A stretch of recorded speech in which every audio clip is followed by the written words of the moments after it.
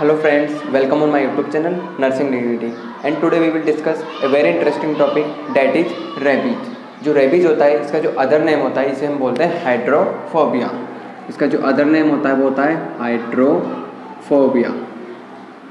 जो rabies condition होती है एक एक्यूट कंडीशन होती है। एक्यूट एंड प्रोग्रेसिव मतलब ये अचानक से अपने साइन एंड सिम्टम अपीयर करती है और प्रोग्रेसिव लगातार ये बढ़ते जाते हैं और हाईली फैटल वायरल डिजीज एक वायरल डिजीज होती है और जो वायरस होता है वो फैटल होता है, हाईली फैटल होता है। और जो रेबीज होता है ये एक प्रोग्रेसिव डिजीज के साथ में एक हाईली फैटल डिजीज भी होती है। इसके जो भी इन्फेक्टेड पर्सन है उनके अंदर 99% जो लोग होते हैं 99% जो लोग हैं उनकी डेथ होने के चांसेस पूरे होते हैं। और जो वायरस होता है इसका जो एजेंट होता है जो रेबीज को लीड करता है, जो रेबीज को कोज करता है वो होता है लीजा वायरस। जो लीजा वायरस होता है वो रेब्डो वायरस फैमिली से बिलोंग करता है। जो लीजा वायरस होता है ये रेब्डो वायरस फैमिली से बिलोंग करता है और ये एक बुलेट सेप वायरस होता है। ये बुलेट सेप वायरस होता है। जो लीजा वायरस होता है एक बुलेट सेप वायरस होता है और जो बिलोंग करता है फ्रॉम द रेब्डो वायरस फैमिली। अब बात करते हैं होस्ट कि इस डिजीज के डेवलप होने के होस्ट कौन कौन से होते हैं, मतलब किन किन लोगों को इफेक्ट कर सकती है। तो जो रेबीज कंडीशन है ये जितने भी मैमल्स हैं, मैमल्स का मतलब जो स्तनधारी होते हैं उनको इफेक्ट करती है और जितने भी वार्म ब्लडेड वर्टिब्रा है जिनके अंदर जो खून है वो वार्म होता है और वर्टिब्रा यानी कशेरुकी जो होते हैं, मतलब एकदम हिंदी में समझे तो इनके अंदर ये डिजीज होने के चांसेस बहुत ज़्यादा होते हैं। तो जो मैमल्स होते हैं और जो वार्म ब्लड होता है, वार्म ब्लड वर्टिब्रेट होते हैं, इनके अंदर जो रेबीज होता है ये चांसेस ज़्यादा होते हैं। और इसके लिए हम रिजर्वोयर की बात करें तो जो रेब्डो एनिमल्स होते हैं like dog, cat and bats, इनके अंदर जो वायरस होता है इनके सलाइवा के अंदर कंटेन होता है। तो ये इसके रिजर्वोयर होते हैं और होस्ट इसके सभी मैमल्स होते हैं। अब बात करते हैं सोर्स ऑफ इन्फेक्शन कि जो डिजीज कंडीशन है इसका डेवलप होने का सोर्स क्या है, इसका इन्फेक्शन होने का सोर्स क्या है। तो यदि हम देखें रेबीज के अंदर तो ये ह्यूमन के अंदर यदि हम बात करें पर्टिकुलर तो ह्यूमन के अंदर जो सलाइवा होता है, ह्यूमन का जो सलाइवा होता है, ह्यूमन के अंदर जो रेबीज दो एनिमल्स होते हैं जो मैंने आपको पहले बताया डॉग्स, कैट्स, बैट्स, इनका जो सलाइवा होता है वो मेन सोर्स ऑफ इन्फेक्शन होता है। जब हम ये बाइट करते हैं तो इनका जो सलाइवा होता है वो ह्यूमन के अंदर ट्रांसमिट हो जाता है और ये ट्रांसमिट होने के बाद में जो रेबीज वायरस होता है इसमें रिलीज हो जाता है और ह्यूमन के अंदर इन्फेक्शन डेवलप करता है। तो ये था source of infection of the rabies virus. अब बात करते हैं mode of transmission of the rabies virus कि जो रेबीज वायरस है इसके 1% टू अनदर पर्सन में ट्रांसमिट होने के कौन कौन से मोड्स होते हैं, कौन कौन से पाथ होते हैं, कौन कौन से तरीके होते हैं। तो यदि हम बात करें तो ये मैन टू मैन ट्रांसमिट होता है। मैन टू मैन का मतलब है 1% टू अनदर पर्सन ये ट्रांसमिट होता है। सेकेंड वन यदि हम बात करें तो एनिमल बाइट्स, यदि कोई रेबीज से इन्फेक्टेड जो एनिमल है यदि किसी जो हेल्दी ह्यूमन को बाइट करता है तो उसकी जो सलाइवा होती है इसके अंदर रेबीज वायरस जो होता है वो प्रेजेंट होता है। जो लीजा वायरस होता है वो रिलीज होता है और ये मैन को अफेक्ट करता है। जब मैन इससे अफेक्ट हो जाएगा तो उस मैन के कांटेक्ट में यदि कोई दूसरा पर्सन आएगा तो उसमें भी ये ट्रांसमिट हो जाता है। तो इसमें हमने बात की मोड ऑफ ट्रांसमिशन में मैन टू मैन ट्रांसमिशन होता है, एनिमल बाइट के थ्रू ट्रांसमिशन होता है और लिक्स का मतलब होता है चाटना। जब यदि कोई जो रेब्डो एनिमल होता है यदि किसी ह्यूमन को चाटता है, यदि उसके जो स्किन पर ब्रिज लग रखा है यदि वहाँ से यदि उसे चाटता है तो उसकी जो सलाइवा होती है उसके अंदर कंटेन होता है लीजा वायरस जो ह्यूमन बॉडी के अंदर एंटर कर जाता है और ह्यूमन बॉडी के अंदर एंटर करने के बाद में ये अपना इन्फेक्शन डेवलप करता है। तो ये थे mode of transmission of the rabies जिसे हम बोलते हैं हाइड्रोफोबिया। अब बात करते हैं incubation period of the rabies कि जो रेबीज कंडीशन है इसका डेवलप होने का जो पीरियड होता है जब से रेबीज वायरस जो लीजा वायरस होता है बॉडी के अंदर एंटर करने के बाद में अपना first sign and symptom appear करता है तो इसका जो ड्यूरेशन होता है वो होता है जनरल 3 to 8 वीक। लेकिन ये स्पेसिफिक नहीं है क्योंकि जो रेबीज होता है इसके अंदर पर्सन के ऊपर वेरिएबल होता है कि कौन से पर्सन के ऊपर जो इंक्यूबेशन पीरियड है वो हर पर्सन के ऊपर अलग अलग होता है। इसका जो मेन रीज़न होता है ये माना गया है कि जो ह्यूमन बॉडी है इसमें यदि ये जो ह्यूमन बॉडी है इसमें जो ब्रेन है ये ब्रेन हम इमेजिन करते हैं और ये लोअर एक्सट्रीमिटीज़ है।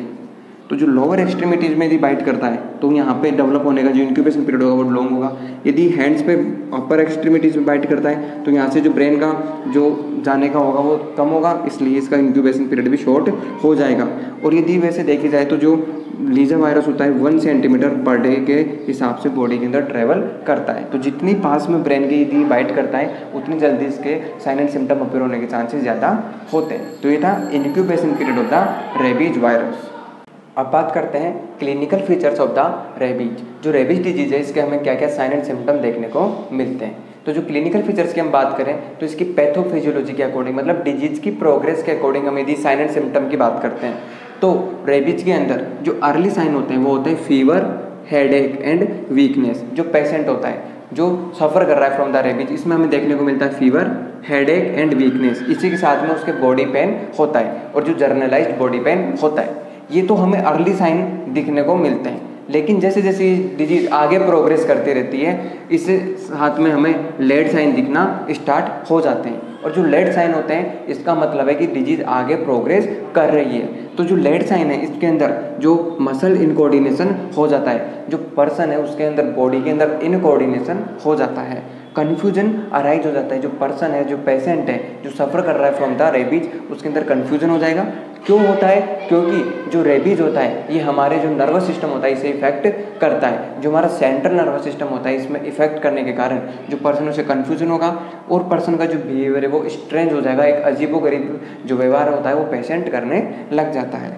सलाइवेशन, और इसके अंदर जो मेन फीचर होता है वो सलाइवेशन। एक्सेसिव सलाइवेशन के कारण जो पर्सन है, जो पेशेंट है, वो जो भी कोई भी फूड सब्सटेंस है उसे स्वैलो नहीं कर पाता, उसे निगलने में दिक्कत हो जाती है। तो ये इसका एक मेन फीचर होता है सलाइवेशन। इसके कारण हाइड्रोफोबिया डेवलप हो जाता है। पेशेंट पानी वगैरह नहीं पीता है, उसे पानी से डर लगता है, तो ये होता है हाइड्रोफोबिया। इसी के साथ में पेशेंट को एरोफोबिया हो जाता है, मतलब इसके साथ में जो एयर होती है इसका भी पेशेंट को फोबिया हो जाता है। और फोटोफोबिया, फियर ऑफ लाइट, जो पेशेंट है उसे लाइट का भी डर लगने लग जाता है। और जब ये डिजीज आगे प्रोग्रेस करती है तो मैंने आपको बताया कि हमारे नर्वस सिस्टम को इफेक्ट करती है, तो आगे जाके जो बॉडी है उसमें पैरालिसिस भी हो सकता है और सीजर्स भी डेवलप हो सकते हैं। इसके बाद में जब ये साइन एंड सिम्टम डेवलप होते हैं इसके अराउंड 2 वीक बाद में जो पर्सन है उसकी डेथ हो जाती है। जो पर्सन है उसकी विदिन 2 वीक के अंदर डेथ हो जाती है यदि पर्सन रेबीज से जो सफ़र कर रहा है। तो यदि प्रोग्रेस आगे बढ़ती जाती है तो विदिन 2 to 3 वीक के अंदर उसकी डेथ कंफर्म होती है। तो ये था लेट साइन और हमने पढ़े अर्ली साइन। तो हमने ये बात की clinical features of the rabies.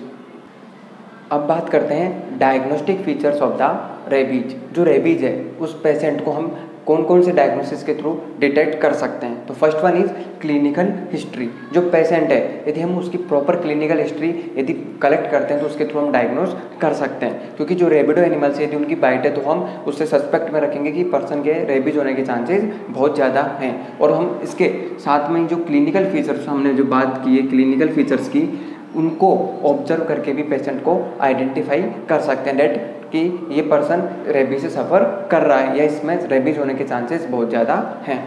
और साथ में हम जो वायरस आइसोलेशन करके जो भी सलाइवा है उसमें से वायरस को आइसोलेट करके इसका एग्जामिनेशन करके इसके सीरोलॉजिकल टेस्ट करके इजीली डिटेक्ट कर सकते हैं और इसका डायग्नोसिस कर सकते हैं। तो ये थे diagnostic features of the rabies. इसमें हमने बात की history, clinical features and virus isolation. अब बात करते हैं प्रिवेंटिव मेजर्स। ऐसे मेजर्स जिनका यूज करके हम रेबीज से प्रिवेंट कर सकते हैं। यदि हम बात करें प्रिवेंशन के अंदर तो हम 2 जो एलिमेंट्स इन पे बात करते हैं। First one is pre exposure and second one is post exposure. Pre exposure prophylaxis. Prophylaxis का मतलब होता है प्रिवेंशन। तो प्री एक्सपोजर मतलब एक्सपोज होने से पहले हम कौन कौन से तरीके यूज में लेके इस डिजीज से प्रिवेंट कर सकते हैं। तो जो प्री एक्सपोजर प्रोफाइलैक्सिस होता है इसमें जो भी एनिमल जो होते हैं जो रेबिड को करते हैं, जिन्हें हमने बोला रेबिडो एनिमल्स, यदि इनसे हम प्रॉपर दूरी बना के रखें, इनसे इनकी बाइट से बचें तो हम इससे इजीली प्रिवेंट कर सकते हैं। और जो डॉग लिग्स वगैरह होती है इनसे हम प्रिवेंट करें तो हम इजीली इससे प्रिवेंट कर सकते हैं। और जो भी लोग जो एनिमल्स के कांटेक्ट में होते हैं यदि प्रॉपर एसेप्टिक टेक्निक यूज में लेते हैं तो वो इजीली इससे प्रिवेंट कर सकते हैं। अब बात करते हैं post exposure prophylaxis. Post exposure prophylaxis का मतलब होता है जब हम रेबीज से एक्सपोज हो चुके हैं, इसके बाद में हम कौन कौन से मेथड यूज में लेते हैं जैसे हम आगे इससे प्रिवेंट कर सकते हैं। First one is wound care, जहाँ पे हमें एनिमल बाइट हुआ है, यदि हम उस वुंड की प्रॉपर केयर करें तो इससे प्रिवेंट कर सकते हैं। जो लीजन है उसकी प्रॉपर ड्रेसिंग करके प्रिवेंट कर सकते हैं। वैक्सीन सबसे इंपॉर्टेंट है और इसका जो प्रोफाइलैक्सिस होता है 98 to 99% होता है वैक्सीन के थ्रू। जो रेबीज की वैक्सीन होती है इसके बाद में ही हम पर्सन को प्रोफाइलैक्सिस प्रोवाइड करा सकते हैं और इसका जो प्रोफाइलैक्सिस होता है वो 99% होता है, मतलब जो प्रिवेंशन होता है वो वैक्सीन के थ्रू ही सबसे इफेक्टिव होता है। जो वैक्सीन होती है बहुत सी टाइप की वैक्सीन हम यूज में लेते हैं, मेनली 2 to 3 टाइप जो वैक्सीन है वो यूज में ली जाती है। थर्ड वन जो हम यूज में लेते हैं वो होता है रेबीज इम्यूनोग्लोबिन। जो रेबीज इम्यूनोग्लोबिन होती है यदि हम उसे यूज में लेते हैं, पेशेंट में एडमिनिस्टर करते हैं तो इजीली हम उस पेशेंट को रेबीज से प्रिवेंट कर सकते हैं। तो ये थे प्रिवेंटिव मेजर्स। इसमें हमने बात की प्री एक्सपोजर प्रोफाइलैक्सिस, जब हम एक्सपोज होने से पहले कुछ प्रिवेंटिव मेजर्स यूज में लेके रेबीज से बच सकते हैं। बाद में हमने बात की पोस्ट एक्सपोजर प्रोफाइलैक्सिस, जिसमें हमने बात की वुंड केयर, जो वुंड है उसकी प्रॉपर केयर करके, प्रॉपर ड्रेसिंग करके, जो लीजन केयर है वो करके हम पेशेंट को प्रिवेंट कर सकते हैं। वैक्सीन इसका 100% बोले या 99% बोले प्रोफाइलैक्सिस होता है, वैक्सीन के थ्रू हम इसे प्रिवेंट कर सकते हैं। रेबीज इम्यूनोग्लोबिन, जो रेबीज की इम्यूनोग्लोबिन होती है इससे हम प्रिवेंट कर सकते हैं। अब बात करते हैं मैनेजमेंट, इसका क्या इफेक्टिव मैनेजमेंट होता है। तो रेबीज होता है, यदि जितना जल्दी हम इसे आइडेंटिफाई करेंगे तो इसके बहुत रेयर चांसेस होते हैं कि पर्सन रेबीज से पूरी तरह से रिकवर होता है। तो आइसोलेशन के कारण, जो आइसोलेशन है क्योंकि ये कम्युनिकेबल डिजीज है, मैन टू मैन भी स्प्रेड होती है, तो जो इन्फेक्टेड पर्सन यदि हम उसे आइसोलेट करके रखेंगे तो ये disease 1% to another person spread नहीं होगी, तो इजीली हम दूसरे पर्सन को इससे प्रिवेंट कर सकते हैं। Second one is relieve anxiety, क्योंकि पेशेंट के अंदर हाइड्रोफोबिया, एरोफोबिया, फोटोफोबिया हो चुका है और इसी के साथ में पेशेंट का जो नर्वस सिस्टम है वो भी इम्पेयर हो चुका है, इसके कारण उसे कोऑर्डिनेशन नहीं हो पा रहा, कन्फ्यूजन क्रिएट हो रहा है। तो इस ड्यूरिंग यदि हम पेशेंट को प्रॉपर एंजाइटी को रिलीव करते हैं, तो एंजाइटी को रिलीव करने के लिए हम जो यूज़ में लेते हैं मेथड वो होता है साइकोलॉजिकल सपोर्ट और इमोशनल सपोर्ट। तो यदि हम पेशेंट को प्रॉपर साइकोलॉजिकल और इमोशनल सपोर्ट प्रोवाइड करवाते हैं तो ये बहुत बेनिफिशियल होता है इसके ट्रीटमेंट के अंदर। Last one is respiratory and cardiac support, क्योंकि इसके अंदर जो पर्सन है उसके अंदर एक्सेसिव सलाइवेशन होता है, जिसके कारण जो एयरवे प्रॉब्लम होती है वो भी पेशेंट के अंदर अराइज हो जाती है, ब्रीथिंग डिफिकल्टी भी अराइज हो जाती है। इसी के साथ में जो कार्डियक सपोर्ट है वो भी, कार्डियक जो प्रॉब्लम है वो भी अराइज हो जाती है। तो यदि हम पेशेंट को रेस्पिरेटरी और कार्डियक सपोर्ट प्रोवाइड करेंगे तो हम इसका जो सपोर्टिव मैनेजमेंट है वो पेशेंट को प्रोवाइड करवा सकते हैं। तो ये था डायग्नोसिस, प्रिवेंटिव मेजर्स में हमने पढ़ी pre exposure prophylaxis and post exposure prophylaxis. इसके बाद हमने बात की management of the rabies. Management में हमने बात की isolation, relieve anxiety, respiratory and cardiac support. इसी के साथ आज का हमारा जो टॉपिक है रेबीज ये कंप्लीट होता है। यदि आपको हमारा वीडियो अच्छा लगा तो वीडियो को लाइक कीजिएगा, आपकी कोई भी सजेशन है कमेंट बॉक्स में सजेस्ट कीजिएगा और हमसे जुड़े रहने के लिए चैनल को सब्सक्राइब कीजिएगा। Thank you.